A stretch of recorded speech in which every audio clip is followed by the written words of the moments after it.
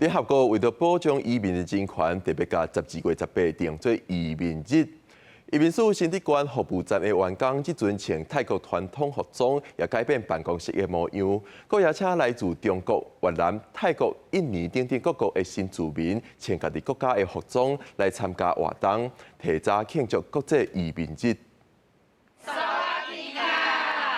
用泰国话向大家拍招呼。办公室内底全部的人去穿传统泰国服装，伫柜台服务来办代志的民众，让大家感觉真新鲜。穿各国的衣服，然后在今天我们来服务新住民的时候，其实我们会觉得很开心。然后新住民给我们的反馈是，哇哦，你们就是跟平常都不一样，很漂亮。除了员工穿泰国服装以外，移民署新竹县服务站也邀请新住民，大家把家己国家的服装穿来参加活动。其中包括中国、越南、泰国、印尼等等国家。我已经来台湾已经20来年了啊，来台湾到目前为止，我就觉得是一个非常幸福的事情，因为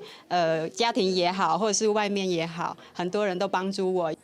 会认识到不同国家的人，认识到结交不一样的朋友，不同地方的朋友。现场除了专工甲办公室布置成充满泰国特色，也提供多元家庭教育以及文化活动，让新住民会当量早适应新的环境。我们准备了泰式风格的摆设，然后在我们门口有四面佛的摆设，然后在我们转角的柜台是大象雕像的摆设。在受理就是新住民朋友，他从泰国来，然后他办居的这个时候，